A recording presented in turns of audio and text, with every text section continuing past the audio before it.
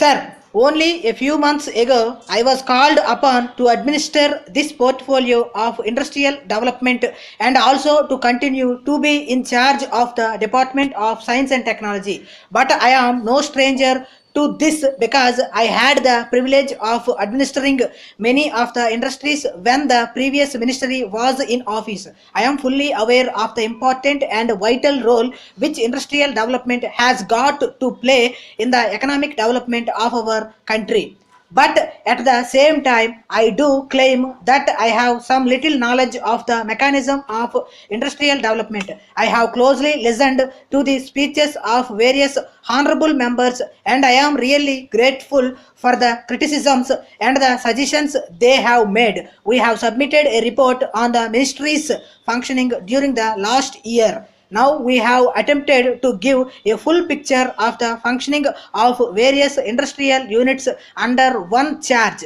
Recently, heavy industries have been transferred to the Ministry of Heavy Industry. As far as the tempo of industrial growth is concerned, it is my respectful submission that it is going to depend mainly on the utilization of the existing capacity to the maximum extent possible. That alone could contribute to greater growth.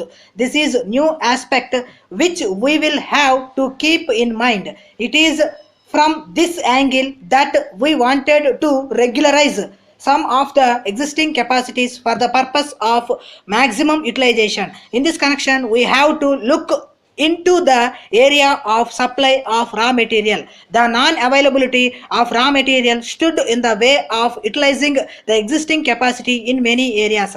We have an important program so that sufficient raw materials may be made available for this purpose.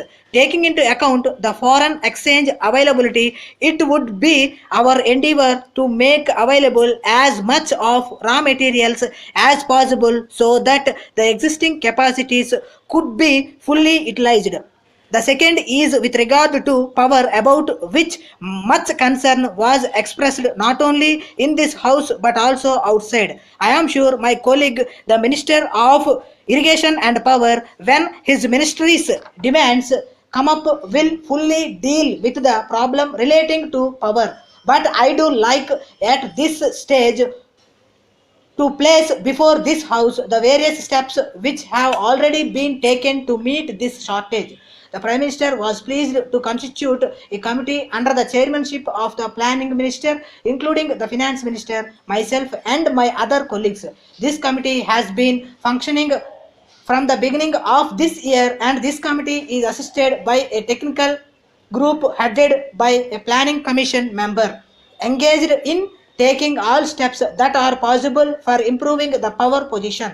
Having said this, it is also necessary for me to say that the power situation in the first half of next year is likely to be the critical factor in increasing industrial output. We have also taken into account other constraints with regard to transport. My respected colleague, who was in charge of railways for some time, took definite steps. I am sure that these are being continued by the new minister also to remove the bottleneck in the transport of coal and various other bottlenecks which are necessary for industrial production. I want to make it clear that this bottleneck has to be removed. Then the other area is one of labor relations.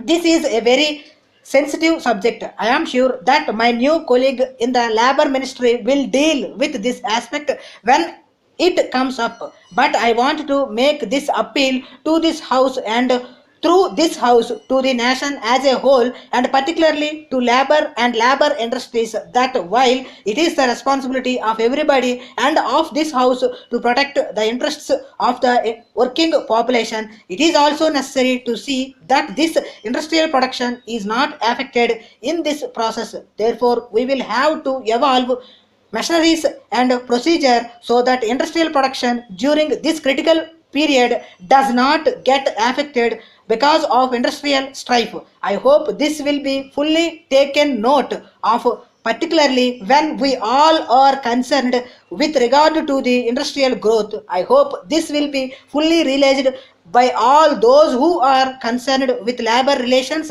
in the industrial sector. I would like now to say a few words about the performance of the public sector, because there has been a good deal of continued criticism even from some of our friendly critics.